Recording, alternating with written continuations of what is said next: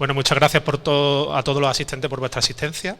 Queremos dar un agradecimiento especial a los ponentes, al equipo de Franque de la Fuente, está aquí Julián de la Fuente acompañándonos, Alejandro Freijo como asesor responsable de las delegaciones de Fomento Empresarial y Empleo del Ayuntamiento, Juan Manuel Ballestero como director territorial del Banco Santander, también nos acompaña Antonio Pérez, el CEO de Prinza Builders. Muchas gracias, Antonio, a tu equipo. Está con nosotros también Tomás Graham, que ha venido con la amabilidad de acompañarnos porque Fernando Far finalmente no ha podido acompañarnos por tema de agenda. Y José Luque, como presidente de AECO y director general de Fuerte Group. ¿Vale? Quiero también dar un agradecimiento especial a mi compañera Joaquina Dueña por todo el esfuerzo que ha llevado la organización de este evento y por supuesto al equipo de Depul, Olivia, Arten y demás, por abrirnos con tanta amabilidad las puertas de Depul, de este sitio maravilloso que se respira emprendimiento, negocio, y estamos encantados, seguramente organizamos muchas más cosas aquí, ¿vale? Un poco a modo de resumen, hemos organizado 2 mesas, una primera mesa más económico-empresarial, en la cual estará Alejandro Freijo aportando datos a nivel local del ayuntamiento, cifras de generación de empresas, empleo y demás. Juan Manuel Ballesteros, como director territorial de Málaga del Banco Santander, dará una visión también un poco más macroeconómica, y Julián de la Fuente, como CEO de Franque de la Fuente, pues un poco información del tipo de cliente que está viniendo en Marbella, una valoración del 2023 y 2024. Queremos que sea una charla dinámica, que haya preguntas y que al fin y al cabo nos enriquezcamos entre todos y compartamos información, ¿vale? Solamente antes de empezar, para los que no conocéis, Colabora Empresa es una plataforma empresarial que se creó hace 4 años, la componen ya 200 empresarios y nosotros buscamos desde este tipo de eventos compartir información, generar contactos y abrir nuevas oportunidades de negocio, todo ello con una gestión privada y sin ningún interés institucional ni político, ¿vale? También comentaros que una vez que pasen las 2 mesas, invitaremos a los que queráis a un pequeño café en la zona aquí de la izquierda, ya os iremos informando. Y nada, espero que el evento sea de vuestro gusto y que lo disfrutéis, ¿vale? Voy a pasar la palabra directamente a Alejandro para que ya empiece con su ponencia, y cualquier pregunta que tengáis podéis levantar la mano y estoy seguro que cualquiera de ellos estarán encantados de resolverla, ¿vale? Muchas gracias, David. Muy buenos días a todos, encantado de saludaros. Lo primero, quiero agradecer a la plataforma Colabora Empresa, al Ingenio Comunicación, por esta convocatoria, este éxito en la convocatoria y sobre todo la organización del evento, ¿no? También al coworking de Depul y a todos los patrocinadores y ponentes que están participando en el evento. Me parece que es un evento muy interesante en el que, bueno, diferentes ponentes, cada uno experto en su materia, van a explicar con datos reales lo que ha sido un balance de este año 2023, un año plagado de récords y sobre todo de buenas cifras. Creo que más allá de los datos, lo importante es, a través de esos datos, nos van a ofrecer una visión integral de lo que ha sido el desarrollo económico de la ciudad en este último año y sobre todo, lo que creo que todavía es más importante, perspectivas o qué opinamos, ¿no?, que puede pasar en este 2024. Dicho esto, y sobre todo incidiendo en esos récords, ¿no?, que a nivel de las materias que me tocan, que son las delegaciones de Fomento Económico y Pymes y Empleo, esos récords que se han batido a nivel de número de empresas, número de autónomos, también número de desempleados, que ahora entraremos en detalle. Me gustaría primero poner un poco y situar el contexto, ¿no? Veníamos de un año 2022, un año marcado por la recuperación económica. Veníamos pues de una crisis del COVID, de una crisis sanitaria, económica y social, y sobre todo el objetivo en ese 2022 era, como decía, la recuperación, y así se dio. Y en este 2023 el objetivo era por lo menos mantener esas buenas cifras que se venían dando en el 2022. Y no solo se han mantenido, sino que se han superado con creces, ¿no? El dato más relevante es el de cotizantes a la Seguridad Social. Nunca antes habíamos superado la cifra de 80.000 cotizantes a la Seguridad Social y en este 2023 lo hemos superado en varios de los meses, ¿no? Concretamente, el mayor récord ha sido en el mes de julio, con 83.051 cotizantes a la Seguridad Social, lo que son más de 2.500 cotizantes con respecto al año pasado. También tenemos el dato de autónomos, más de 14.339 autónomos. Estos son 400 autónomos más que el año anterior y 1.400 autónomos más que antes de la pandemia.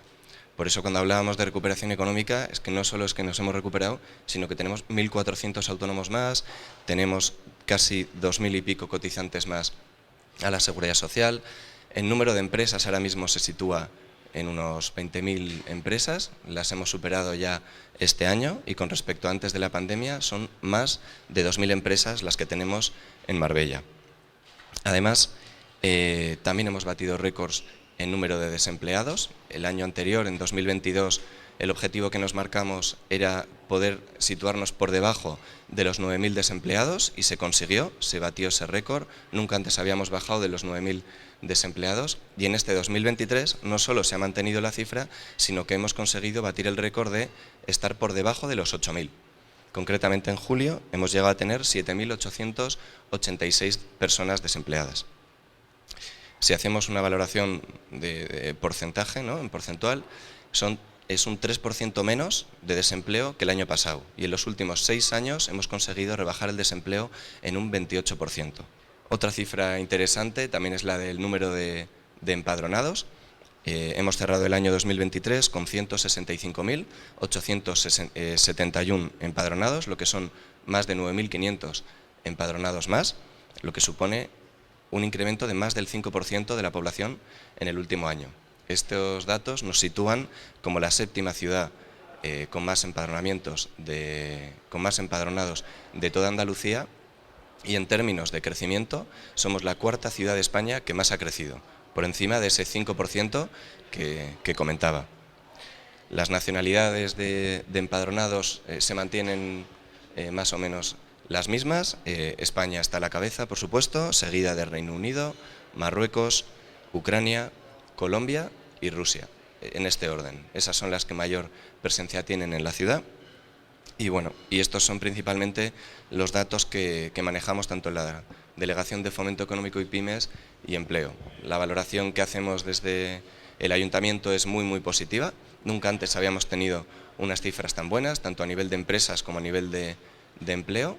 Y la verdad que bueno, estamos muy orgullosos de poder decir en alto pues eso, que estamos como una ciudad referente, ya no solo en Andalucía, sino a nivel nacional. Y bueno, y todo esto es, por supuesto, fruto de todo el tejido empresarial, de todos vosotros, empresarios, autónomos, emprendedores, que sois los que principalmente generáis riqueza y empleo. Desde el Ayuntamiento vamos a seguir potenciando todas las políticas que hagan falta para poder fomentar tanto la economía como el empleo.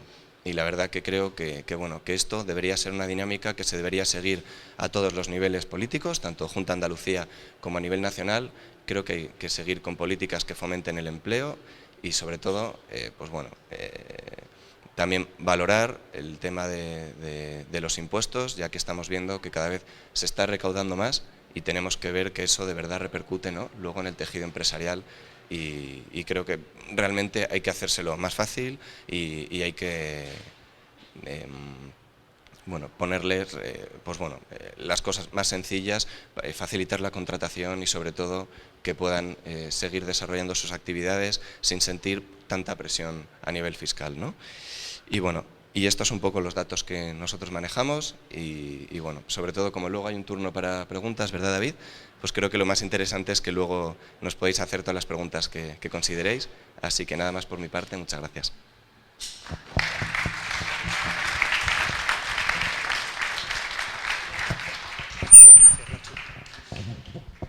Bueno, buenos días a todos. Creo que Alejandro ha estado bastante conciso, ¿no?, en la cifra. Primero quiero agradecer a Colabora Empresas, David, por invitar al Banco Santander a estar aquí hoy. Yo creo que nosotros como banco tenemos la obligación de ser parte activa de este tipo de eventos. Creo que cuando tú estás en una región o eres proactivo y generas valor al empresario y al empresariado, o si no eres una commodity más como cualquier otra entidad financiera. Entonces, gracias por poder estar aquí y por poder sumar nuestro humilde granito de arena a esta ponencia de tanto nivel. Bien, mi idea es hablar un poco de cómo hemos visto el 2023 en el banco y cómo vemos el 24, ¿no? El 23, con esos datos que acaba de comentar Alejandro, cualquiera dice que fue malo, ¿no? Yo creo que fue un año positivo, pero ese contexto que él anunció y empezó hablando solamente de la recuperación de la pandemia, yo creo que hay más factores que empezaban en el año y que eran bastante oscuros, ¿no? Recordar que estábamos en un escenario de tipos de interés en máximos al principio de año, es decir, pasamos en menos de un año de tipos de interés negativos a tipos al 4%, es un impacto altísimo en las familias y en las empresas. Añadido a eso, tuvimos una crisis energética donde el gas, la energía se disparó y tuvo un impacto tremendo en los costes, con lo cual los empresarios sufrieron muchísimo en todos los sectores, un incremento de costes altísimo. Añadido a eso, y como consecuencia del COVID seguía habiendo algo de crisis en la logística del mundo y hubo retraso de material, es decir, el entorno era muy negativo, ¿no? Y si no nos valía de poco tener una guerra, acabamos con 2 guerras.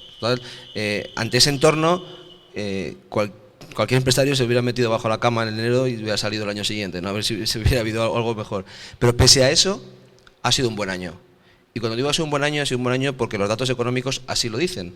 Es decir, España crece 2.5, el Producto Interior Bruto crece 2.5, que es más que el que crece Europa. Hemos hecho mejor las cosas que Europa.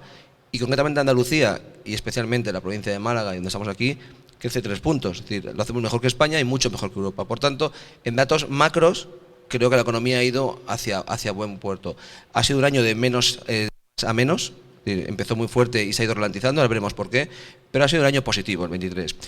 ¿Por qué ha sido positivo pese a ese escenario tan negro? Bueno, yo tengo aquí 3 motivos que creo que pueden ser el por qué, o habrá muchos más, pero 3 que resumen bastante. Primero, y lo apuntaba Alejandro, el empleo. Este país, pese a tener una tasa de empleo superior a la de Europa, se ha mantenido en ese entorno del 11% de tasa de desempleo, que es un buen dato. Recuerden otras crisis, el desempleo se disparó, entonces la gente tenía trabajo. Bueno, es un dato importante, la gente tenía trabajo. Segundo tema importante, el ahorro.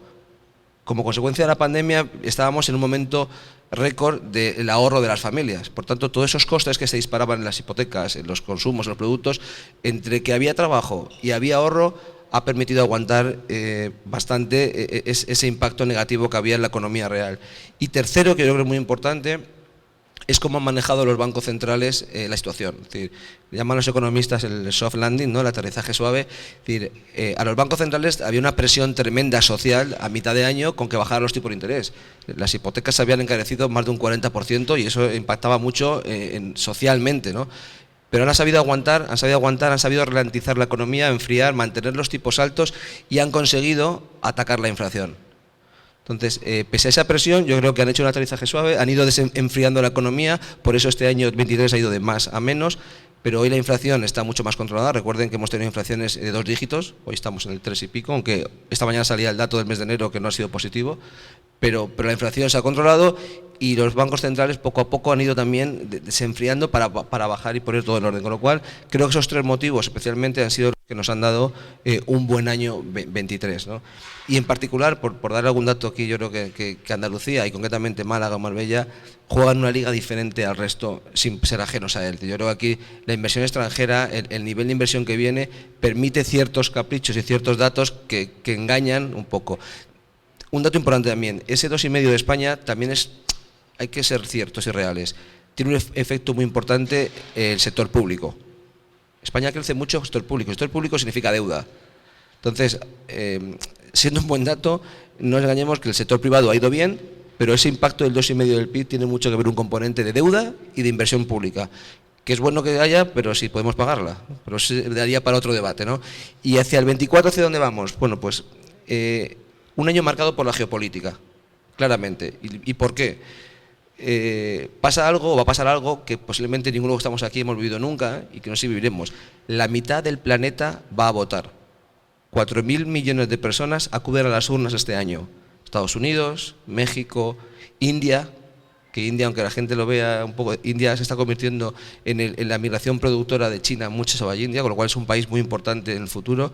Europa tiene elecciones europeas, es decir, que la mitad del planeta vaya a las urnas puede tener un impacto altísimo o no en la economía. Todos sabemos lo que ha pasado últimamente con los movimientos políticos y cómo están impactando en decisiones económicas, ¿no? Por tanto, eso va a mover todo lo demás.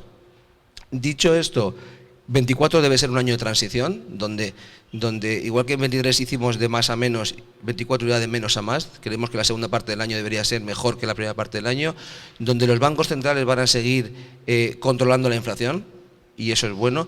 y donde el escenario de tipo de interés, que era uno de los motivos que contábamos como negativo el año pasado, debería, y el mercado descuenta que hacia la segunda parte del año empiecen a bajar. Ya están bajando, ya ustedes habrán visto que ha bajado casi medio punto los últimos 3 meses, y se estima, y el mercado descuenta, que en Europa el tipo de interés a partir de la segunda parte del año estará en torno al 2,5%, y en Estados Unidos en torno al 3,5%, lo cual es un tipo de interés, ya no son los 4%, y es un tipo de interés normal, que debe existir, porque recuerden que el tipo de interés podrá penalizar en la deuda, pero favorece el ahorro. Por tanto, el que tiene dinero también quiere que tenga los tipos sean positivos para poder rentabilizar su dinero, ¿no? Bien, creemos que todo esto consolidará a final de año y el 25 posiblemente sea el año de nuevo crecimiento, pero es cierto que los ritmos van a ser menores, ¿no? Es decir, porque Europa va a estar menor. Es decir, España tiene varias ventajas que nos van a ayudar a que todo esto que estoy contando pase, y tiene que ver con los motivos por los cuales el 23 fue bueno. Un mercado laboral sólido, lo apuntaba Alejandro, es decir, creemos que el mercado laboral sigue mejorando la tasa de desempleo y va a seguir mejorando. Insisto, que haya trabajo es muy importante. Si no hay trabajo, la gente no consume, si no hay consumo no hay productividad, y si no, es un círculo que es necesario y origina el trabajo, ¿vale? El ahorro sigue estando ahí, y luego un tema muy importante y que algunos, no sé si es populista o no, pero los bancos en España son fuertes. Las entidades financieras en este país son sólidas.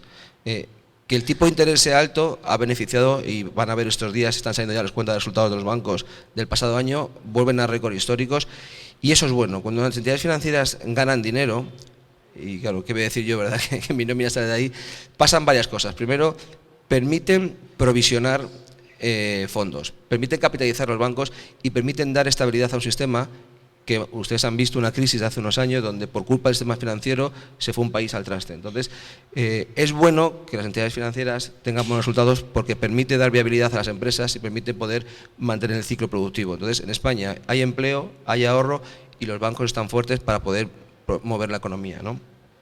Creo que a nivel público este año es importante controlar lo que comentaba, la deuda y el déficit. Creo que son temas que pueden despistar un poco, ¿no? Y luego, para terminar o aterrizar un poco aquí, creemos que en el entorno en el que estamos no tiene por qué no repetirse el 23. Creemos que Málaga y la zona de Marbella va a repetir crecimientos por encima de España. España apunta a Europa 1,4, 1,5. Creemos que vamos a estar en 2,5, 3 nuevamente por la peculiaridad que hemos comentado, ¿no? Es decir, no hay síntomas de agotamiento del mercado inmobiliario. Es decir, en el entorno en el que estamos, servicios, turismo y sector inmobiliario es lo que mueve realmente esta economía, y esto es importante que no se pare, ¿no? Y creemos que no tiene por qué pararse y no hay ningún índice que apunte a ello. Y para terminar, y es otro tema que también que suele ser, que algunos se va a reír, ¿no? Es decir, los fondos europeos, ¿no? Cuando hablamos de fondos europeos yo creo que hay más risas que optimismo, ¿no? Al principio era optimismo y yo dije, mira, nadie se lo cree. Bueno, tienen que llegar de verdad. Yo creo que Europa se ha dado cuenta que estaba mal estructurado el mecanismo de llegada de fondos europeos. La realidad es que ha llegado muy poco y tiene que llegar porque y aquí me voy a centrar mucho en dónde estamos, ¿no? Los fondos europeos tienen dos vías que tienen que impactar en Andalucía, y vamos a hablar de Málaga, ¿no? Hablamos que el sector turismo y el inmobiliario es lo que mueve esta economía. Todo eso sin infraestructuras tiene una vida final. Es decir, tú puedes crecer en turismo, puedes crecer en inmobiliario, pero las infraestructuras acompañan el entorno. Llegará un momento donde el señor que se acaba de comprar una casa por 15 millones de euros no va a estar 2 horas parado en el coche porque no tiene nada más que una carretera para llegar a su casa. Entonces, los fondos europeos, donde estamos, y aquí hay políticos delante, tienen que ser el impulso que genere y mejore las infraestructuras, que las haga más sostenibles. Importante la sostenibilidad al futuro, y que las haga más ciertas. Es decir, tiene que haber mecanismos que traigan del aeropuerto a Marbella, tiene que haber una infraestructura óptima para el nivel de inversores que yo tengo aquí.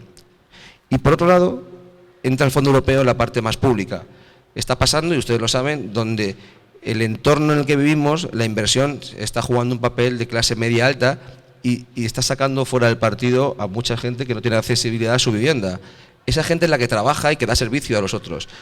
O los fondos públicos europeos ayudan a generar vivienda de calidad, sostenible y para todo el mundo, o puede haber un éxodo de trabajadores que te bloquee la parte de arriba de la cadena. Entonces, creo que los fondos europeos este año es un factor muy importante, que el sector público debe trabajarlo con mucha conciencia y con muchas miras de futuro, porque dependerá de ello que la infraestructura sea la correcta para seguir creciendo en el camino que está montado hasta ahora, y porque además permitirá que esa gente que hoy tiene un difícil acceso a la vivienda tenga la posibilidad de acceder a ella y mantener esa necesidad de trabajadores que den servicio a todo lo que mueve la economía por arriba. Así que bueno, 23 bueno, 24 de menos a más y optimistas, muy optimistas para el 25, pero yo creo que están los mismos puestos, creo que estamos en un sitio donde va a seguir creciendo y que todos debemos tener mucha conciencia de futuro porque el futuro es óptimo y positivo. Y así lo vemos desde el Banco Santander. Así que gracias.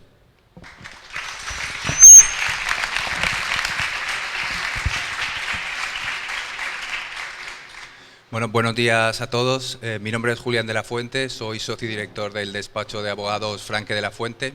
Es un despacho que está especializado en la planificación fiscal internacional, las inversiones extranjeras en la Costa del Sol y dentro de las cuales la inversión inmobiliaria es prácticamente la parte más relevante, ¿no?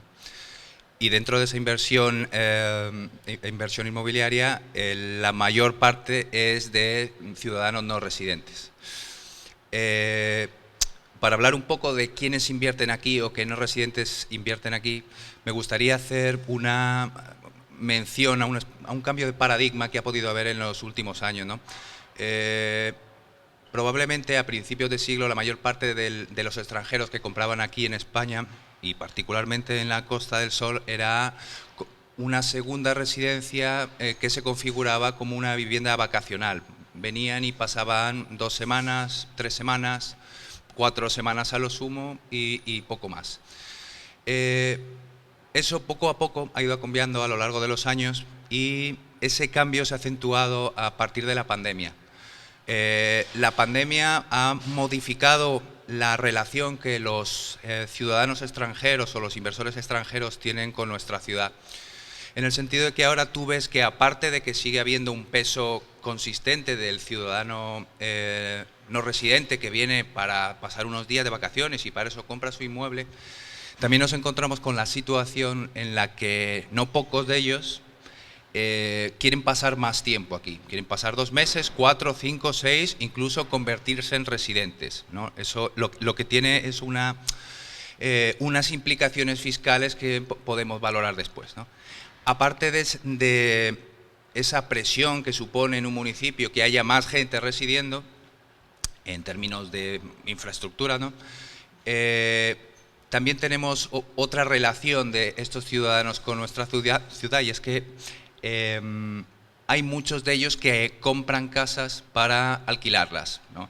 Se dedican al alquiler turístico. El devenir del alquiler turístico es posible que cambie en los próximos meses o en los próximos años a consecuencia de una serie de sentencias del Tribunal Supremo, pero bueno, hoy en día sigue siendo bastante relevante el ciudadano extranjero que compra un inmueble para sacarle un rendimiento a través de su alquiler, ¿vale? Entonces, vemos ese cambio de paradigma del ciudadano que hace 20, 25 años compraba para pasar unas semanas aquí a esa situación un poco más compleja en la que el ciudadano quiere pasar más tiempo en nuestro municipio, incluso convertirse en residente fiscal a consecuencia de los mecanismos que ha permitido el teletrabajo, etcétera, etcétera, y aquellos que quieren sacar un rendimiento inmobiliario, ya sea a través de rentas por alquiler o por ganancias patrimoniales de venta aquí en la costa. En nuestro despacho, la mayor parte de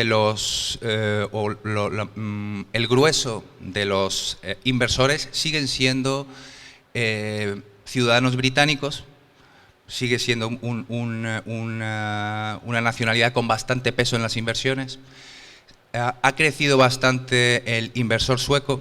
El inversor sueco es un poquito diferente, es normalmente una persona más joven de lo que podría ser el ciudadano británico, casi siempre está relacionado con el sector tecnológico y a consecuencia de todo eso muchas veces se plantea la posibilidad de residir, si no 5 meses, o si no 5 meses, 7, 8, 9, y entonces su situación varía bastante, ¿no? Hay otras nacionalidades que son bastante persistentes, ¿no? Los belgas siempre han tenido una tradición de invertir aquí bastante notable. También encontramos hoy en día ciudadanos norteamericanos. desde hace un año y medio, 2 años y medio, empieza a haber inversiones por parte de ciudadanos norteamericanos que tienen una particularidad, ¿no? Que el norteamericano, Estados Unidos es el único país que grava basándose en el criterio de ciudadanía.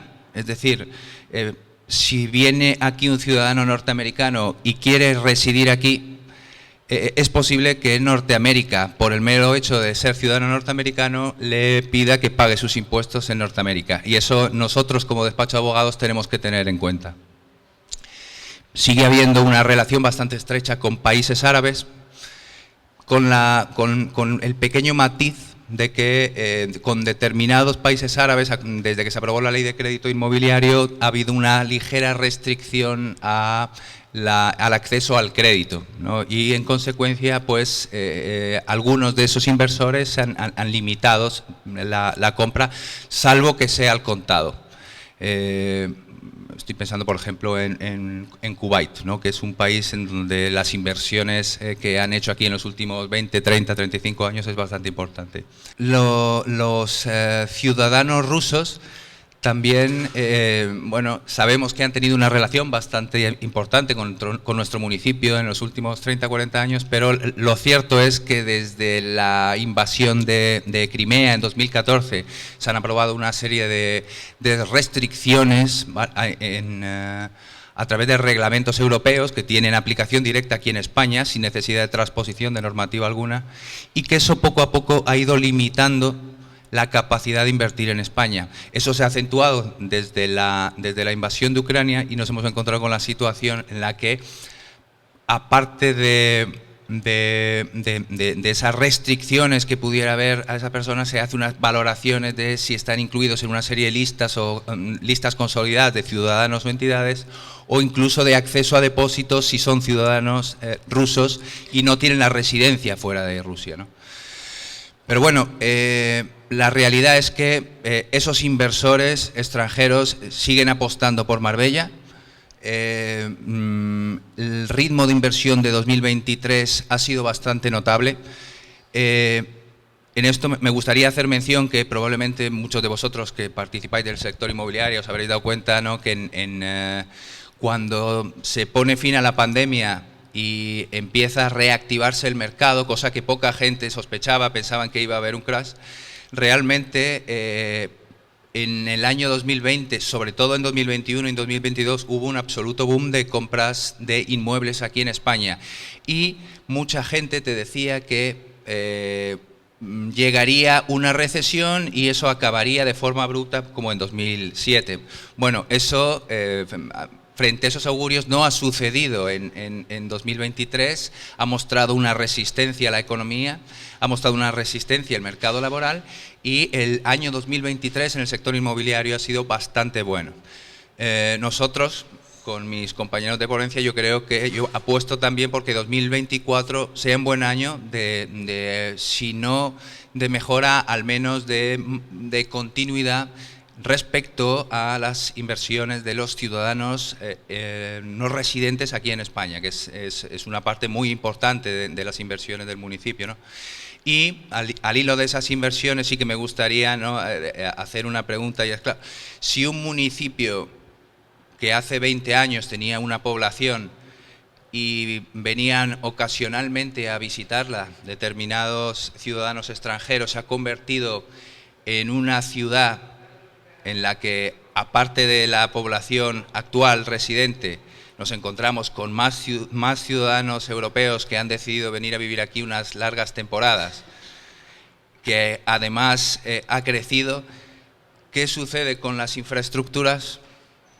¿Qué sucede? ¿Qué obligaciones tienen las administraciones para que la vida de los ciudadanos que viven aquí no se convierta en un caos como la persona que se tiene que pegar 2 horas en el coche, ¿no? Eso supongo que es una pregunta que muchos de nosotros no hacemos y, en fin, tal vez tengáis vosotros alguna idea sugerente que comentarnos. Muchas gracias.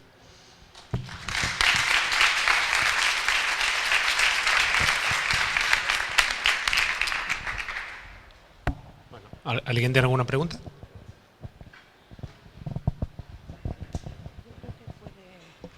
Sí, yo creo que si por favor Alejandro pudiera contestar a la pregunta que ambos han dejado. No es fácil la pregunta, ¿eh? Me has metido en un aprieto aquí. Bueno. No depende de tu administración solo. Sí, buena respuesta. Me has dado la respuesta ya, ¿no? No, bueno, yo creo que eso es fundamental y el Ayuntamiento está haciendo todo lo posible, trasladándolo así al Congreso de los Diputados sobre todo y a través de la Junta de Andalucía, ¿no? Porque al final son competencias del Estado, el tema de las autopistas, por ejemplo, hay distintas soluciones.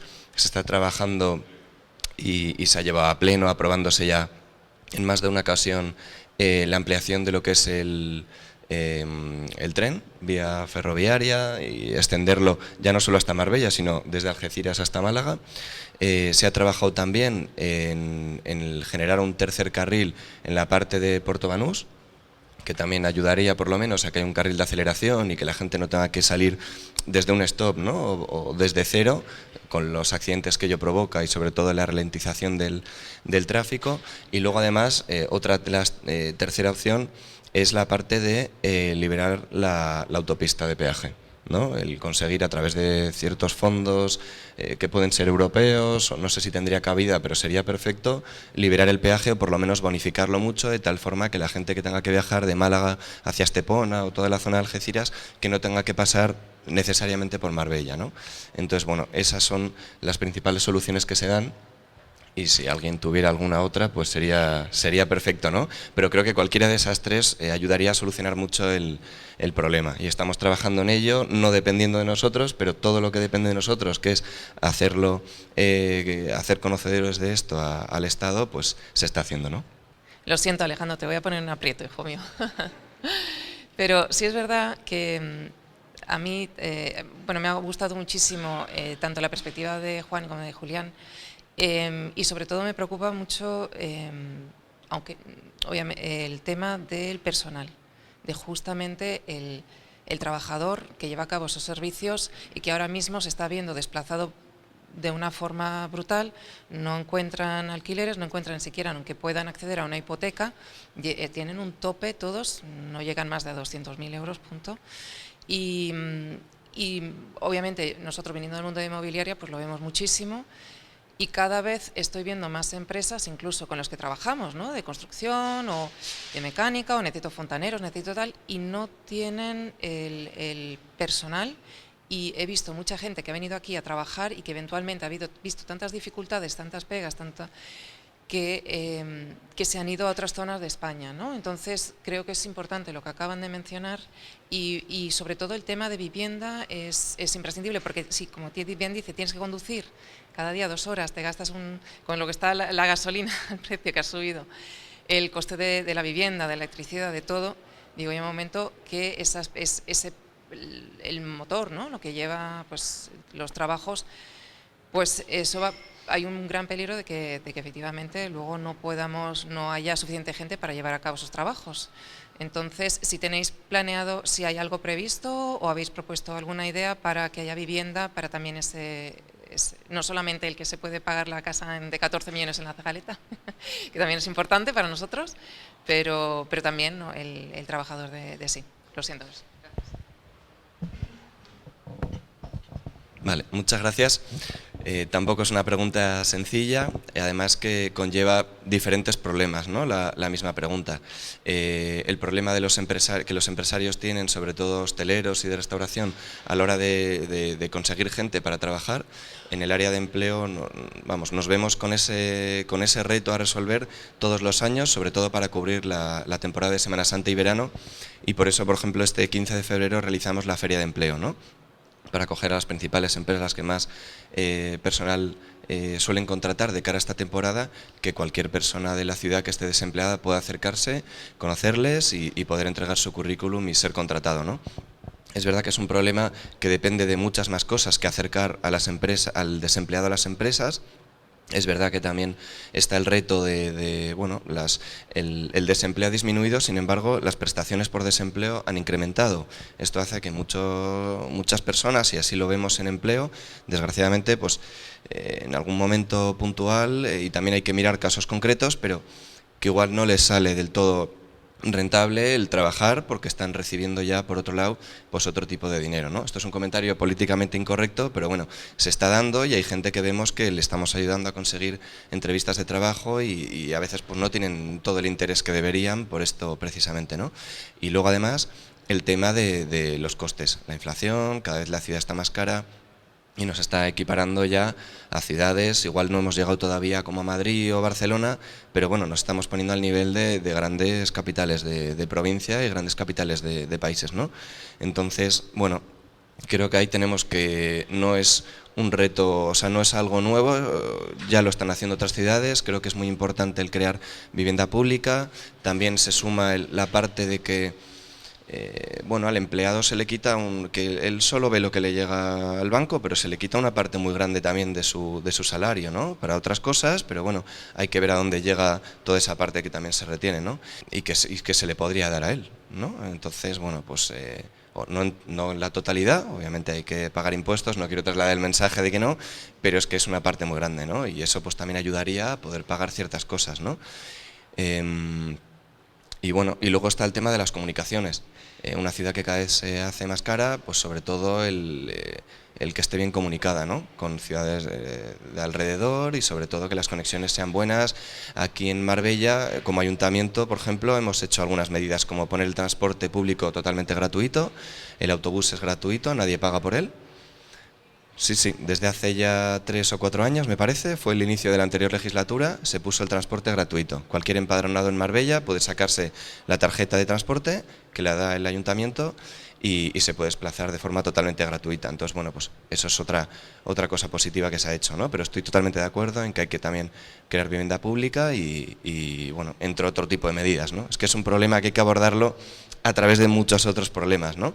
Pero creo que solventando uno por uno sí que se puede ayudar a que, bueno, pues a toda esta gente que es la mayor parte de la población, como decías, la mayor parte no son los que compran casa en la Zagaleta, son ciudadanos de a pie como nosotros y eso es pues lo que hay que trabajar, ¿no? Para que esta gente no les sea tan difícil y no tenga la necesidad de irse de aquí, por supuesto, sino todo lo contrario, quedarse y poder permitirse estar en esta ciudad. Hola, buenos días. Yo también tengo una pregunta para Alejandro, aunque es más bien un tema urbanístico. Como bien ha comentado mi compañero Julián, muchos de nuestros clientes pues vienen a Marbella a invertir en el tema inmobiliario. Y aunque es un tema muy reciente, la Junta de Andalucía ha aprobado un reciente decreto que permite a los ayuntamientos restringir los alquileres turísticos en base a varios criterios, ¿vale? Que todavía hay que estudiarlo detenidamente. Yo simplemente quería saber de forma genérica si el Ayuntamiento de Marbella ya tiene una guía o tiene una idea de si se va a tomar esta decisión o cómo nos puede influir también de cara al asesoramiento a nuestros clientes.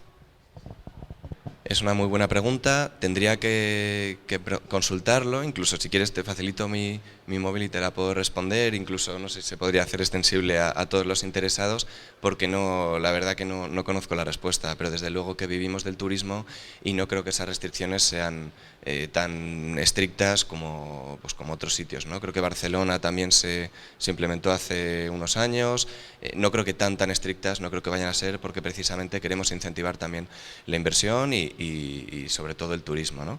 Lo que pasa es que, como decía en la anterior pregunta, tampoco podemos dejar de lado al ciudadano de aquí. Es verdad que es un equilibrio complicado, pero creo que, bueno, que al final también está en la libertad de inversión, de poder elegir dónde vivir y bueno, voy a consultarlo para informarme y en cuanto tenga la respuesta se la daré. Muchas gracias. Bueno, si no hay ninguna pregunta más, pues muchas gracias a los tres ponentes y damos paso a la siguiente mesa. Gracias.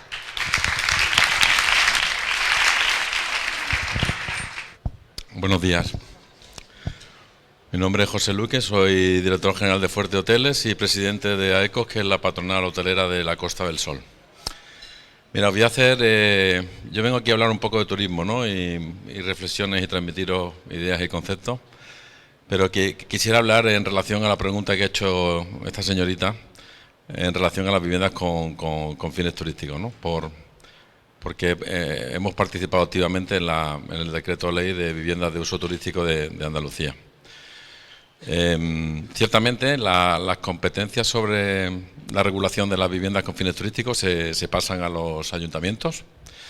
Los ayuntamientos a partir de ahora van a poder tener la potestad de decidir qué barrios y qué zonas se fomentan o se restringen las viviendas de uso turístico.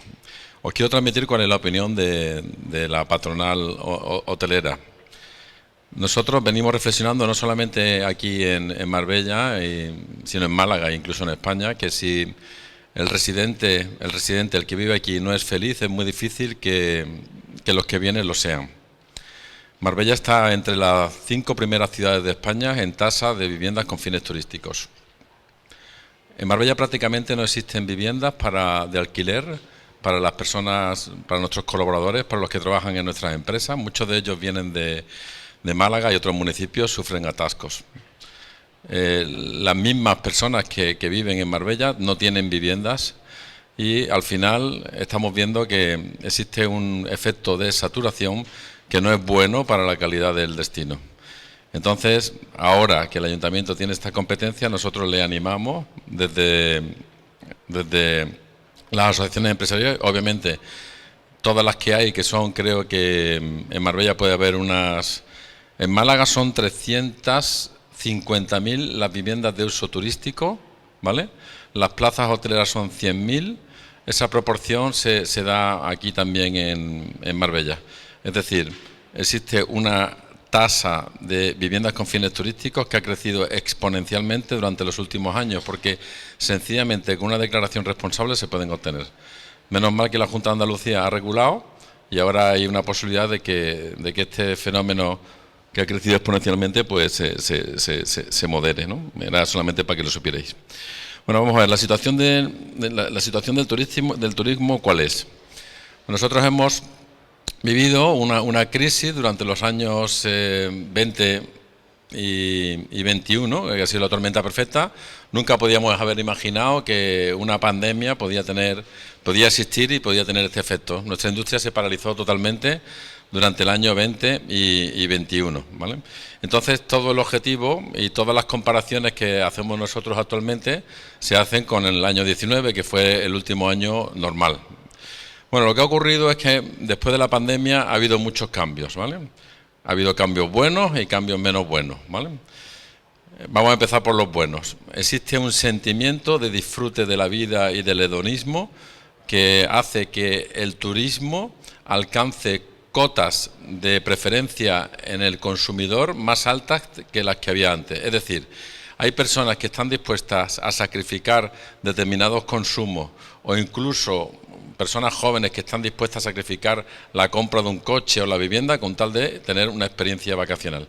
Esto nos beneficia mucho y ha tenido un efecto muy positivo sobre el turismo, sobre todo en aumento de precios, de forma que los datos que ya tenemos de 2023 en ocupaciones y en precios medios, en general en Málaga, en Marbella y en Andalucía, incluso en España, son muy superiores a los que teníamos en el 2019. De hecho, el aeropuerto de Málaga ha llegado a los 22 millones de pasajeros cuando está dimensionado para 30 millones.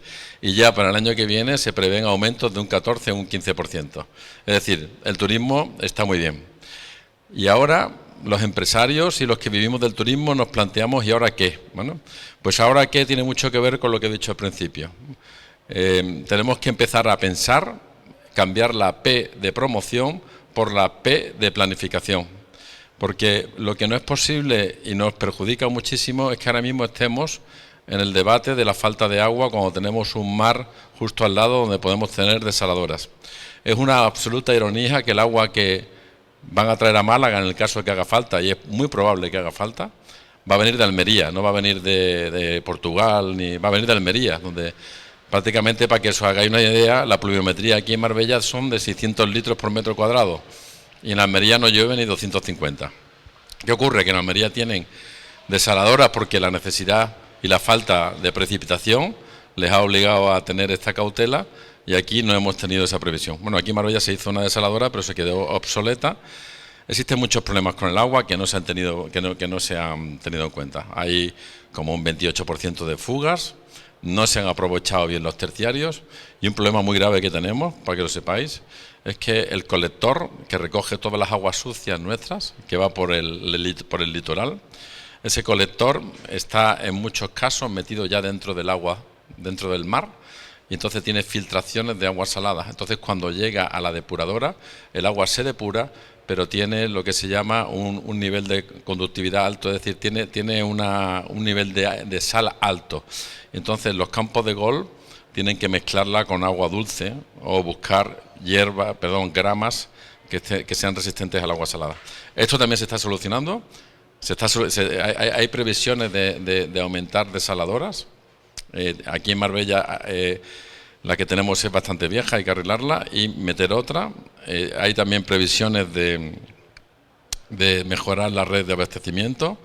Hay desaladoras en Vélez, Málaga, hay depuradoras de pozos salobres, hay un proyecto para traer aguas de Cádiz, pero claro, son todos proyectos. Es decir, ahora el gran reto que tenemos es que ya nos están llegando periodistas, sobre todo alemanes, que son muy sensibles a los temas medioambientales y se escandalizan mucho con los efectos del cambio climático, y les atrae mucho las noticias que tienen que ver con esto. De hecho, ya no sé si habéis visto, pero en Netflix hay un reportaje sobre la desertificación en España.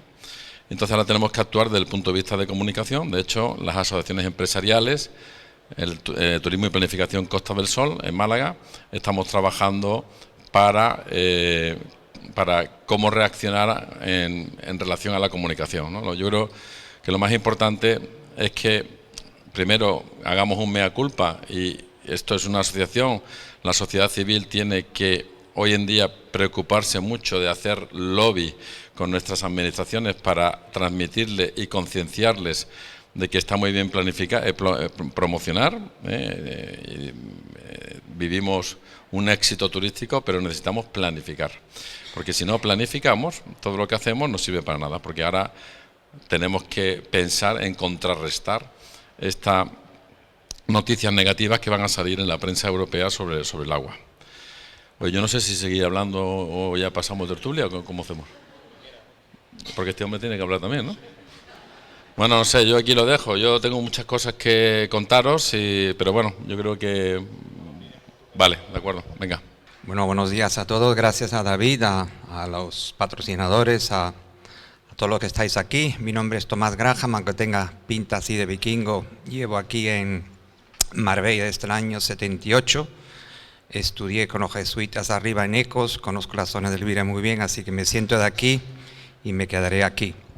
Yo represento a Nesgar Promociones, que es una promotora madrileña familiar, no es un fondo de inversión ni cotizamos en bolsa. Y hemos hecho unas 1000 viviendas por Elviria y tenemos 2 suelos importantes que queremos desarrollar. Es muy interesante la ponencia, hemos tenido aquí a la banca, al político, al abogado, tenemos a Antonio aquí, constructor, y la parte hotelera. Entonces yo represento la parte promotora. Es muy difícil, Marbella viene de una etapa oscura de urbanismo que está costando mucho salir, pero bueno, tenemos suelo en la zona de Los Monteros para 700 viviendas libres y 396 VPO. Si nos dan licencia hoy miércoles, mañana por la mañana empezamos. Es un proceso lento, necesita su paso, hay mucho tema medioambiental. El ayuntamiento, afortunadamente, a José Eduardo Díaz, que se acaba de incorporar como concejal, está haciendo una labor tremenda. Tenemos el apoyo de la Junta de Andalucía y vamos por buen camino. Marbella le queda muy poco suelo, muy poco. Está un sector entre Hacienda Las Chapas y Santa María, la parte de San Manuel, Los Monteros y Guadaiza, ahí se termina. Marbella sigue siendo la joya de la corona, y personalmente yo veo Marbella positivo, no, lo siguiente, es una invasión de éxito. Se están consiguiendo precios de 25-30 mil euros metro cuadrado, apartamentos en Puente Romano vendiéndose en 14-15 millones, pero tenemos que hacer muchas otras cosas mejor. Y el problema también, esa es la parte bonita, yo creo que va a seguir viniendo. Yo personalmente nací en Noruega, van a venir muchas familias aquí, ya están viniendo a vivir, colegios, infraestructuras, campos de golf, el AVE, Málaga está desbordando casi incluso a Barcelona a nivel tecnológico, Google, Oracle. O sea que creo que vienen otros años muy buenos y hemos pasado ya los ciclos de lo que dice la Biblia, 7 años buenos, 7 malos, y yo creo que esto ya es un ciclo permanente, estable. El lado no tan bueno, la tubería que surte a Cosol es del año 60, la puso el régimen anterior o Franco, y el día que eso reviente, esta mañana vine al sur, es una pena. El saneamiento va por la playa, carreteras colapsadas, seguridad. Hay que hacer los deberes, no se puede uno descansar ni 5 minutos, hay que mejorar. El ayuntamiento está haciendo una gran labor, pero falta mucho por hacer. No muramos de éxito y bueno, fomentar vivienda pública, que hay un tercio de la vivienda que se fomentan hoy en día son ya por ley VPO, pero entre todos pues empujar, porque el sector de Marbella y de Andalucía es el turismo y construcción, no hay otra, y si no cuidamos eso pues morimos. Así que por la parte promotora, positivos y querer hacer cosas y seguir adelante. Muchas gracias.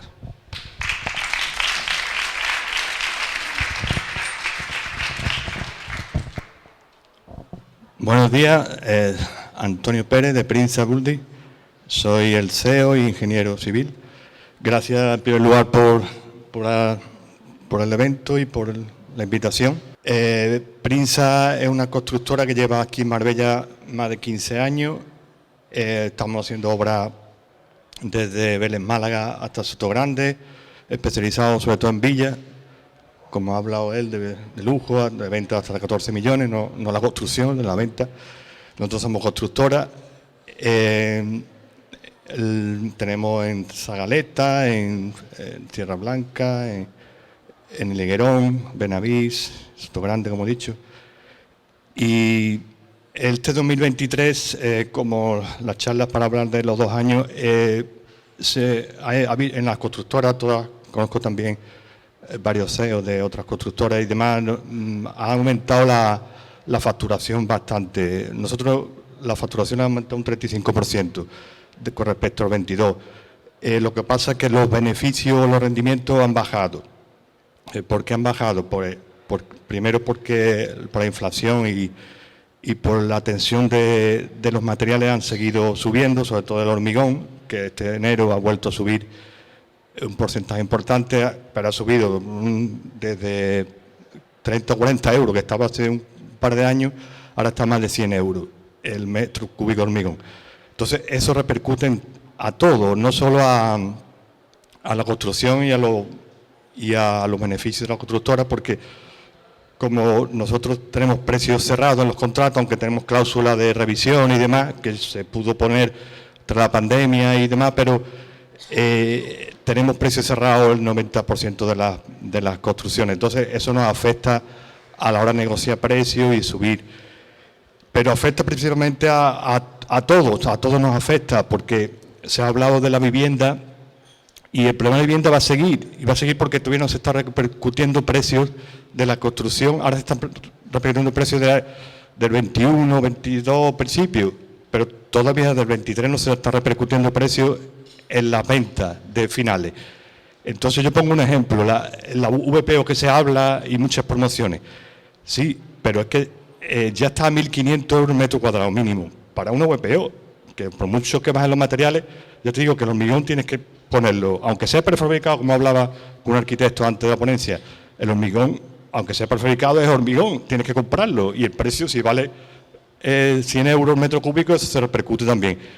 Entonces, si ya valen 1.500, 2.000 euros, 100 metros cuadrados, 150, 200.000 euros, le ponen el precio de la parcela, el arquitecto, la financiación, se ponen en más de 250.000 euros una casa y una VPO. ¿Quién puede acceder a eso? Entonces eso nos afecta también a nosotros porque es el problema que estamos teniendo ahora en 2024 y final 2023, que es la falta de profesional cualificado. ¿Por qué? Porque primero que los que vienen aquí quieren ganar más porque necesitan pagar la vivienda. Si le pagas más, pues sube el precio también, que es lo que estamos ahora para este 2024, El problema que estamos teniendo ahora es con la subida de nómina al personal. Nosotros hemos incrementado en un año casi el doble las nóminas, y es todo debido a esto, al problema de la construcción y la demanda, y el problema del alquiler y demás, que aunque vengan personas de Granada o de otra parte, no pueden estar yendo y viniendo todos los días, y principalmente no puede vivir aquí en la zona. Entonces estamos teniendo un problema bastante grave con respecto a eso. 2024 se espera parecido. Nosotros tenemos demanda de una cartera importante, incluso no subir un 35, pero sí va a subir. Pero el problema es que tenemos obras que casi están paradas porque no, por ejemplo, tenemos una construcción que la estructura está retenida porque hemos pedido precio a 35 subcontratas de estructura y no, primero no tienen personal, y segundo que los precios, claro, no tienen personal, pues suben también ellos los precios. Entonces todo repercute. Entonces, en definitiva, la perspectiva sigue siendo buena en construcción. Creemos que este 2004 va a ser parecido a 2023, pero hay que solventar el problema de la mano de obra, que es difícil, y sobre todo el de los materiales. Parece que la inflación se ha paralizado, ahora parece que en enero subió un poco, pero al menos los combustibles y el resto de materiales se están paralizando la subida. Y nada más, respecto al cliente, el cliente sí, tenemos clientes, pero nosotros, yo digo, somos constructoras, pero vemos que está entrando mucho cliente americano. Ahora una casa en la Zagaleta compró un canadiense, noruegos, los nórdicos están subiendo, siguen los ingleses, pero claro, toda la demanda el 80-90% es extranjera, de que compran, claro, son villas de elevado precio y demás. Respecto a la obra pública, nosotros también hacemos obra pública, llevamos muchos años haciendo obra pública, pero los fondos sí, estamos esperando los fondos, pero como siempre pasa, hasta que no llegan las elecciones o un año antes de las elecciones no se activan. Entonces los fondos europeos sí estarán, pero seguro que no se empezarán a ver hasta antes de las elecciones. Y es verdad lo que habéis dicho todo, sobre todo el tren, la falta de infraestructura, que aunque el aeropuerto se está incrementando, pero no vale nada aumentar el aeropuerto o los viajeros, si luego para venir a Marbella tienes que unirte en un coche con retenciones, y dentro de Marbella pues siguen las retenciones. Hacen falta dinero para infraestructura, pero yo digo que los principales dineros vendrán del Fondo Europeo, pero hasta que no estén más cerca las elecciones, no sé, por la experiencia que tenemos, no se activarán. Nada más, y gracias de nuevo por la invitación, y si hay alguna pregunta, pues aquí estoy.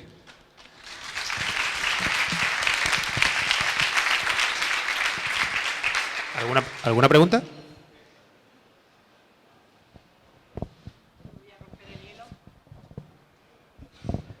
Yo quisiera saber, en el sector turístico, además de los medios de comunicación, si el cliente extranjero se está preocupando por la sostenibilidad, si está más interesado en saber cómo se gestionan los servicios en destino, si ha cambiado ese perfil, y luego hacer esa pregunta extensible también al resto del cliente, al resto de ponentes, si el actual cliente ha cambiado el perfil y sus prioridades.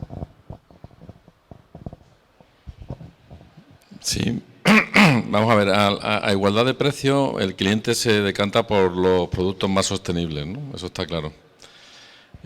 Ahora mismo en las empresas el problema que tenemos es que nos tenemos que poner de acuerdo sobre cómo medir la sostenibilidad, ¿no? Hemos pasado de hacer acciones que ya son higiénicas, ¿no? Como dejar la toalla colgada, las lámparas de bajo consumo, los robots, y ahora las empresas estamos más concentradas en las emisiones de CO2. Porque eso sí se puede medir y además está alineado con la normativa europea. Entonces, están las emisiones del alcance 1, que son las que dentro de tu empresa puedes controlar, cambiando una caldera de gasoil por una caldera, por ejemplo, de gas o una bomba de calor. Y después está la de alcance 2, que son intentar que tu recibo de la luz pues venga de fuentes renovables, ¿no? Aquí en España, desgraciada o afortunadamente por la mayor insolación y más viento, ya hemos llegado, ha habido momentos en los que el 50% de la producción eléctrica ha sido de fuentes renovables. Luego, el recibo de la luz de fuentes renovables, si uno elige, uno puede elegir de dónde viene la fuente de energía, puedes elegir por fuentes renovables y entonces ya puedes ir hacia casi emisiones cero. Bueno, obviamente después están las emisiones de nuestros proveedores, que es un problema, el tema de la aviación, no sé si lo sabéis, pero en Europa viene normativa que intentamos a través de los lobbies empresariales que se modere o que se alargue en el tiempo, pero bueno, ya en Francia, si hay más de 2 horas, no puedes coger el avión, tienes que coger el tren, ¿no? Esto puede afectar muy seriamente al Hub Madrid, y al final puede ser mucho más barato ir a Turquía que venir aquí, ¿no? O sea, Europa va muy por delante, pero tenemos que saber que vivimos en un mundo global donde hay mucha competición. Y yo en relación a la sostenibilidad también haría una reflexión sobre comportamientos que están teniendo los consumidores, los consumidores ya se fijan mucho en el clima y en el aumento de temperaturas para elegir su destino, ¿no? Y esto nos debe hacer reflexionar sobre las dificultades que va a tener el sur de Andalucía en el tiempo, ¿no? Es verdad que tendremos primaveras y otoños más calientes, pero el verano será más cálido. Respecto a la sostenibilidad, sí, el cliente que quieren casas pasivas o passive house, hubo una demanda hace unos años, ahora parece que se ha paralizado un poco. ¿Por qué? Porque ese cliente tiene que pagar más, porque es verdad, los aislamientos mejores, la forma de circulación del aire, todo, los cierres tienen que ser mejores para cumplir ese tipo de requisitos. Ahora lo que se está viendo más es el apoyo de placas solares con aerotermia, fotovoltaica con cargas de batería. Eso es, sí se está, ahora parece que se ha paralizado, pero el año pasado hubo bastante demanda. Y sí, claro, el cliente que lo puede pagar, porque al final necesita una inversión importante inicial, aunque luego a la larga se repercute en beneficio, pero inicialmente, como tienen que hacer una inversión importante, los clientes de lujo sí lo suelen pagar, pero sobre todo eso, aerotermia, fotovoltaica, geotérmica ya no se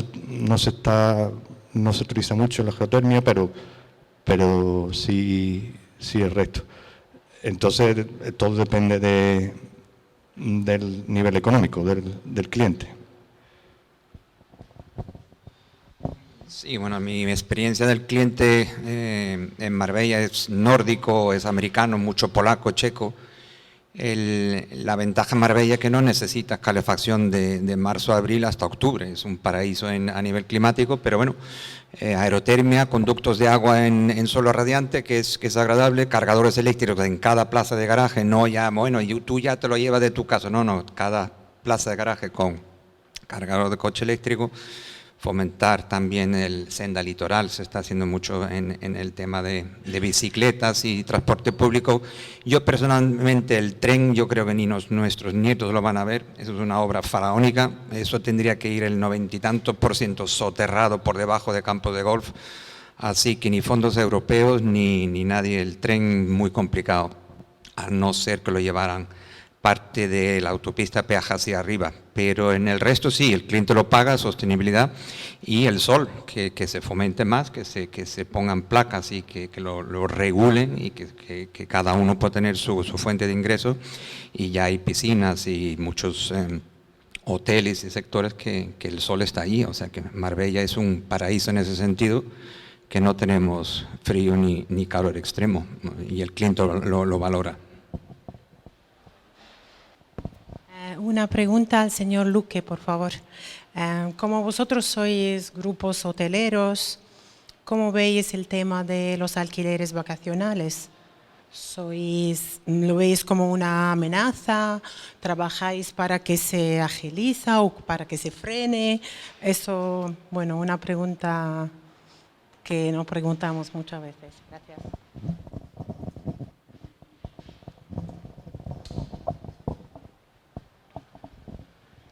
Ya lo he comentado antes, vamos a ver, los alquileres vacacionales es una disrupción que ha venido para quedarse. Nosotros los hoteleros no nos preocupan, nos parece muy bien que haya también VTC, ¿no? Vehículos, o sea, y disrupciones las que conocemos y las que vendrán, ¿vale? El problema es cuando una disrupción, y creemos en el libre comercio y la Constitución reconoce la libertad de empresa en este país. De hecho, la Unión Europea es una gran vigilante del libre comercio. Pero ¿qué ocurre? Que cuando hay sectores que crecen de forma exponencial y el espacio es limitado y la convivencia se pone en juego, es decir, cuando los intereses generales de convivencia, de gentrificación, de falta de servicios se ponen en juego, el destino completo se pone en juego. Es que, insisto, si los residentes en un destino no son felices, es muy difícil que se consiga la felicidad del que viene. O sea, eso es un principio fundamental. Es verdad que el espacio es limitado y que aquí, queramos o no queramos, como el que acaban de comentar estos señores, vamos a tener problemas graves de conectividad y nos tendremos que aguantar y tendremos que crear subcentros en las ciudades porque las comunicaciones van a ser cada día más difíciles, eso es una realidad. Pero entonces nosotros no nos oponemos, estamos muy contentos de que se haya regulado, nos gustaría que hubiera habido una regulación más ambiciosa, digamos que se cede la competencia a los municipios, pero nosotros vemos muchos municipios donde la presión es muy grande para que esto no se regule. ¿Por qué? Porque, y yo lo entiendo, hay muchas familias que están pagando la universidad de sus hijos con los alquileres de estos alquileres vacacionales. Pero por otro lado hay estos efectos nocivos. Yo creo que el interés general y la calidad de vida del residente es muy importante. Y hablando de la vivienda y reflexionando según hablaba Antonio, está haciendo unos números. Claro, si la vivienda, si solamente la construcción, son estos, ha dicho, de 1.500 a 2.000, ¿vale? Pues ya he hecho un cálculo aquí para un piso de 50 metros, pues no serían menos de unos 175.000.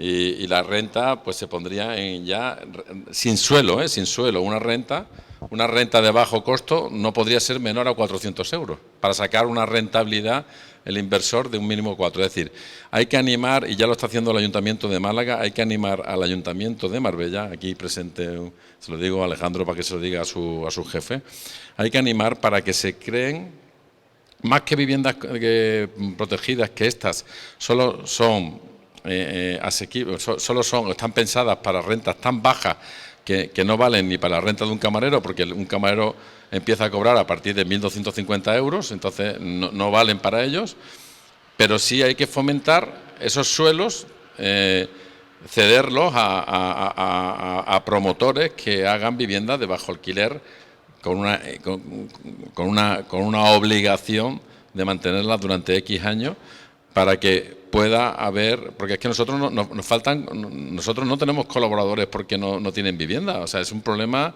grave, o sea, cuando vosotros los que vivimos aquí queramos servicios, vamos a estar sometidos a una inflación muy grande por falta de recursos, es que no los hay, y encima ya están por monda, pero claro, viven en Málaga, pero se sufren los atascos, entonces el Ayuntamiento de Marbella tiene que pensar que todos los que estamos aquí, este señor y yo, necesitamos colaboradores para trabajar en nuestras empresas. O sea, nosotros necesitamos mano de obra, en servicio hace falta mano de obra. Y si no tenemos estas viviendas va a ser muy difícil. Y entre el efecto de las viviendas con fines turísticos y la falta de previsión de viviendas de alquiler, por eso tenemos estas asociaciones, estos foros, tienen que estar, como estamos nosotros desde las patronales, presionando a los políticos a hacerles conscientes de que tienen que planificar estas cosas si queremos mantener este nivel de vida. Es súper necesario. Muchísimas gracias por ese último comentario y estoy totalmente de acuerdo con usted. Porque la VPO pues, no es para todo el mundo, ¿no? También es la gente que está fuera. Pero mi pregunta viene más a lo que estaba usted comentando anteriormente sobre bueno, la crisis que vino, lógicamente, en 2000 y 2021. Sus hoteles son maravillosos, los han aprovechado pues, la época para hacer una reforma integral. Mi más sincera enhorabuena. Y mi pregunta era, ¿cuál ha sido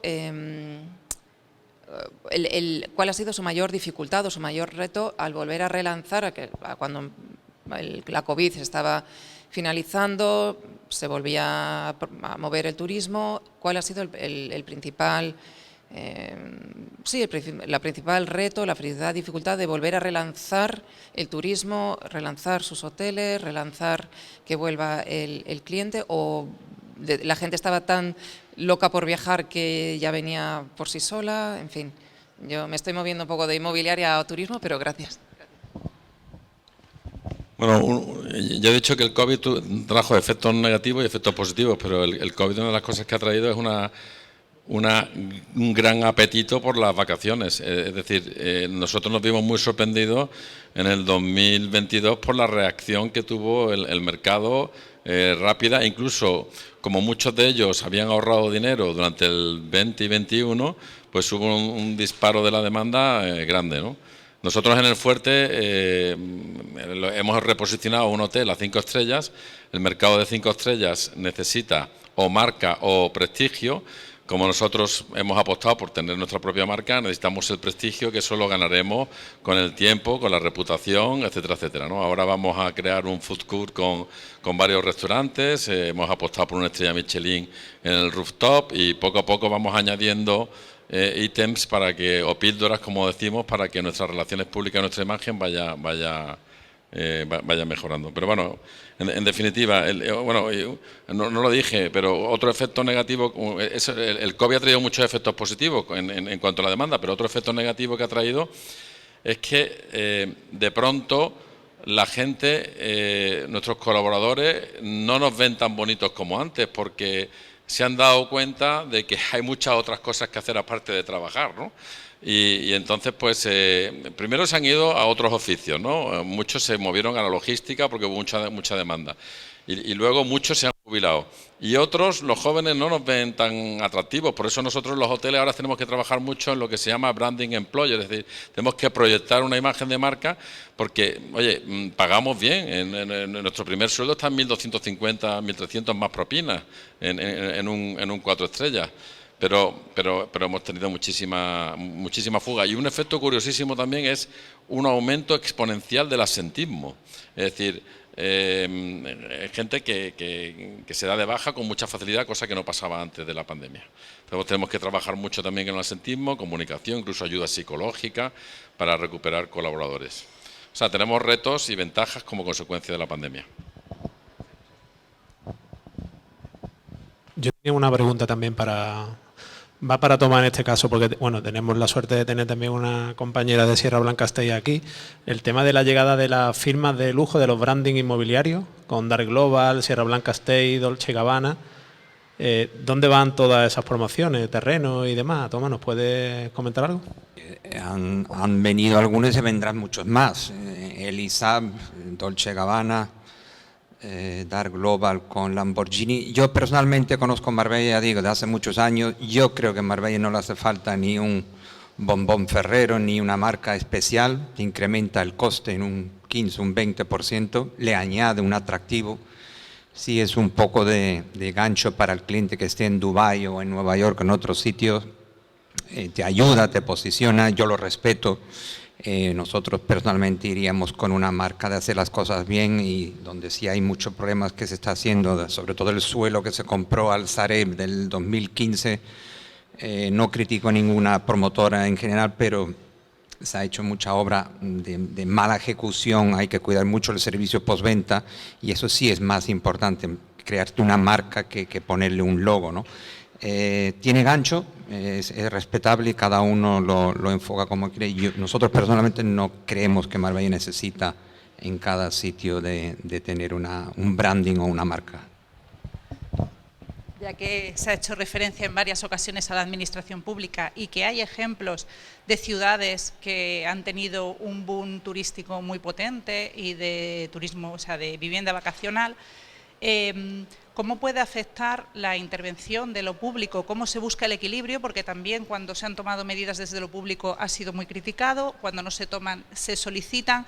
¿Dónde está el equilibrio para que las administraciones y el sector privado pueda ponerse de acuerdo? Bueno, tenemos que trabajar conjuntamente. Nosotros, por ejemplo, con el Ayuntamiento de Marbella es a diario. Sí es cierto que el sistema administrativo o de planeamiento o gestión urbanística es una jungla, es muy farragoso porque implica tantos informes sectoriales, Endesa, COSOL, saneamiento, cultura, AENA, vamos, no entra el espacio porque no está. Incluso durante gestión urbanística nos encontramos incluso con cambio de normativas. La Junta de Andalucía también tiene que opinar. Puedes estar con un proyecto de sectorización, un plan parcial y te cambian los coeficientes de ponderación. Pero bueno, eso tiene que trabajar mano a mano. Nos interesa a las dos partes de llevarlo a cabo. Por ejemplo, las viviendas VPO que nosotros tenemos, todas se entregan al ayuntamiento para ejecutarlas, lo que es la sesión nuestra, ¿no? Nos necesitamos el uno al otro, pero sí tiene que haber, o por lo menos en el caso Marbella sí ha tenido la fama de lentitud en gestión de proyectos, está mejorando. Estepona, Benavís es la mitad de tiempo y bueno, que salga el plan general nuevo. Una villa en Marbella tarda una media de un año, eso es una barbaridad para una licencia, es una locura absoluta, o cumple o no cumple. Pero bueno, ya digo, están haciendo grandes pasos, tenemos el apoyo de la Junta y la colaboración entre público y privado. Si no van de la mano no se pone un bordillo, así de claro lo tenemos nosotros. Nosotros en construcción, bueno, con los clientes que tenemos, sí, las licencias, ¿verdad? Marbella parece que sigue tardando un año, pero bueno, antes tardaban casi 2. Ahora se está viendo en Málaga y en Mijas, se está viendo también un incremento de los promotores, están viendo que las licencias también están tardando bastante, sobre todo en Málaga, en el centro, y en Mijas también. Es verdad que Benavís y Estepona siguen un poquito más, pero siguen mejorando, en la que nos tardan. Y respecto a inversiones públicas y privadas, debería de haber, pero con empresas bastante más grandes, sobre todo privadas, pero no se ven, sobre todo para activar proyectos importantes no se ven, bueno, nuevos hoteles, intentando de hacerse nuevos hoteles, pero esos son privados, exclusivamente privados, inversiones privadas. La experiencia en construcción es eso, que en Marbella las licencias sí parece que algo se va mejorando el trámite. Esperemos que con el plan nuevo, aunque todavía va a tardar hasta el 26, no estará activo totalmente, se puede agilizar un poco más la licencia, porque es verdad que un inversor, como dice él, Tomás, que viene de fuera no entiende cómo, si una casa tarda un año y medio en construirse, si es grande, y luego, pero tiene que esperar un año o dos para la licencia, estamos viendo casi luego la primera ocupación, estamos viendo a 3 años, y los inversores no entienden 3 años esperar para vivir en su casa. Entonces, ¿qué hacen? Pues intentan comprar casa ya hecha, reformarla, que la licencia sí, con licencias menores, se están haciendo muchas casas también con licencias menores, que realmente no se puedan hacer, pero es la solución que están buscando, pero tampoco quedan tantas casas viejas para reformar y esa es la causa de que tarde tanto una licencia. El otro día estuvimos con el alcalde de San Sebastián, creo que se llama Gorka. Este señor fue uno de los primeros que reguló las viviendas con fines turísticos, ha sido un éxito. Cómo han aumentado los alquileres en largo plazo, cómo ha aumentado la calidad de los habitantes, de los turistas. y se puso en Madrid en el foro de Excel Tour como ejemplo de gestión. Y él nos dijo que claro, que cuando lo hizo pues no le gustó a muchas personas, pero al interés general, a la ciudadanía y a los visitantes pues les encantó. Hombre, yo le recomendaría al Ayuntamiento de Marbella que preservara el casco antiguo, que no se gentrificara, no solamente ya desde el punto de vista de las viviendas con fines turísticos, sino desde el punto de vista de la estética. La autenticidad es una de las cosas que buscan los turistas, sobre todo los de calidad, ¿no? Cuando Bahamas estuvo aquí no fue a Puerto Banús, fue al casco antiguo, ¿no? Entonces tenemos que preservarlo en estética y en cuanto a la vivienda, ¿no? Y por qué no también hacer cambios urbanísticos que permitan hacer tiendas también en doble planta, ¿no? Que activen eso. Después otra recomendación que yo le diría al Ayuntamiento de Marbella es que evite las viviendas con fines turísticos en grandes comunidades, ¿no? Donde lo mejor es hacer alquileres de largo plazo que permiten mucho mejor la convivencia y que estoy seguro que no va a ser discriminatorio, porque con el tiempo esos alquileres van a subir sencillamente por escasez, y que se centre más en poner las viviendas con fines turísticos en zonas donde haya más unifamiliares, más alejadas del centro de la ciudad, que no sature la ciudad, que no sature los aparcamientos. Es decir, ponerle cabeza al tema. Yo sé que habrá damnificado y gente que no le gustará esto, pero ganaremos la comunidad en su generalidad. Insisto y animo a esta asociación, ¿no? ¿Cómo se llama?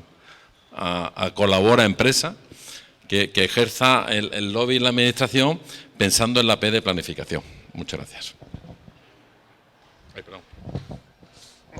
Bueno, por ir cerrando un poco más, y bueno, con vuestro permiso, Tomás y Roberto, voy a hacer una reflexión un poco abierta, no una pregunta a ninguno de los tres, pero sí que a mí personalmente me disgustó bastante el hecho de que se esté hablando aquí en una reunión que tuvimos la semana pasada de inversores extranjeros que están teniendo problemas y bloqueos a la hora de traer dinero por el tema del origen ruso y demás. Es algo que se está destinando ese capital a otros destinos como Dubái y demás. Entonces quiero un poco también todo este tipo de conflictos bélicos que al fin y al cabo la administración española está bloqueando estos fondos. ¿Cómo veis, qué opinión tenéis respecto a esto? Bueno, esos son normativas y hay que cumplir. En el mercado ruso, por ejemplo, sí, están invadiendo Dubái, pero es que no le piden ni copia del pasaporte para invertir.